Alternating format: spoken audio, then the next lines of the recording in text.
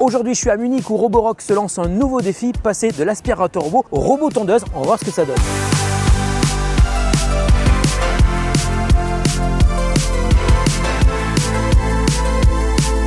Alors le premier modèle que j'ai découvert après la conférence de presse, c'est le Rockmo Z1. C'est clairement la bête de la gamme, il peut grimper des pentes vraiment impressionnantes jusqu'à 80%, soit presque 40 degrés, et il passe des obstacles de 6 cm sans broncher. Sa direction est hyper précise grâce à un système que Roborock appelle Active Steering System, ce qui lui permet de préserver la pelouse quand il tourne. Il a les deux roues avant qui sont directionnelles, et puis il y a aussi une suspension dynamique pour rester hyper stable, même sur un terrain accidenté, et un système de navigation ultra précis Sentisphere AI qui mélange RTK et VSLAM. L'idée, c'est qu'il peut continuer à tondre même dans les zones où le GPS classique perd le signal, comme sous les arbres ou dans des passages super étroits. Et petit détail que j'ai trouvé super pratique, il coupe à seulement 3 cm des bordures, ce qui veut dire qu'on aura beaucoup moins de finition à faire à la main. Alors à côté, un peu moins cher, il y a le Rockmo S1. Il reprend quasiment toutes les fonctionnalités, mais avec 2 roues motrices uniquement au lieu de 4. Et c'est une version plus simple et sûrement plus abordable, idéale pour des jardins un peu plus classiques, mais avec la même logique de coupe précise et de schéma personnalisé. Et puis il y a le Rock Neo Q1B qui joue la carte de la simplicité. Lui aussi a 2 roues motrices, mais on règle la hauteur de la coupe à la main. C'est un modèle plus basique, pensé pour ceux qui veulent un robot fiable sans forcément avoir besoin de toutes les options haut de gamme. Alors honnêtement, je suis hyper curieux de voir ce que ça donne en vrai, parce que même le plus haut de gamme des robots est vendu quasiment 2 fois moins cher que l'un des derniers robots qu'on a testé. C'est exactement le genre de produit que j'ai envie de tester sur le long terme pour voir comment il se débrouille face à un vrai jardin et avec toutes ces petites surprises.